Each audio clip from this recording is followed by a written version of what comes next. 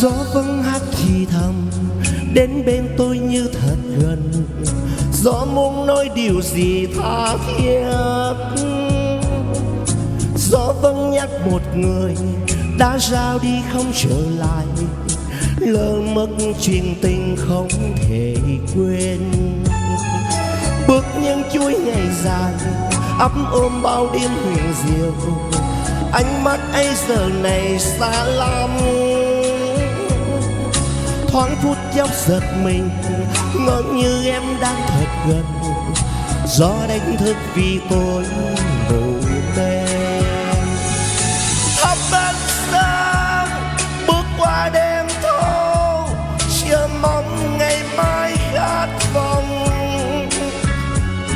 Và gió vẫn thế, gió mang tôi đi tìm em. Dẫu có lúc nước mắt tuôn rơi như hạt sương bé nhỏ. Gió sẽ hát rì rào, gió ru tim tôi ngày ngày mai xôn xao.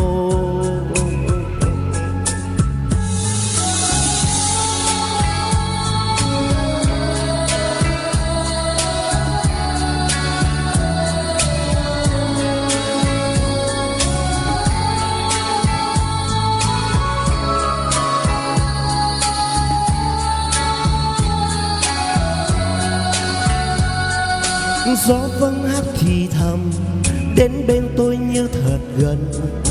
Gió muốn nói điều gì tha thiết. Gió vắng nhắc một người đã ra đi không trở lại, lỡ mất chuyện tình không thể quên. Bước những chuỗi ngày dài ấp ôm bao đêm huyền diệu, ánh mắt ấy giờ này xa lắm. Thoáng phút chốc giật mình, ngỡ như em đang thật gần. Gió đánh thức vì tôi ngủ mê. Thắp ánh sáng bước qua đêm thâu, chờ mong ngày mai khát vọng.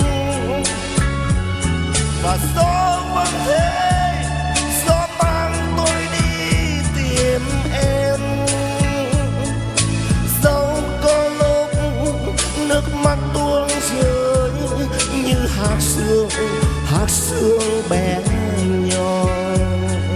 Gió sẽ hát rì rào, gió ru tim tôi ngày ngày mai xôn xao.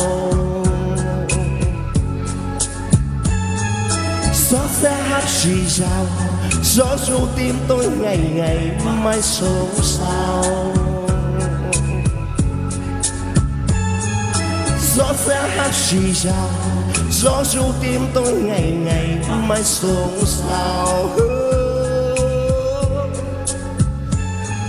Gió sẽ hát rì rào, gió ru tim tôi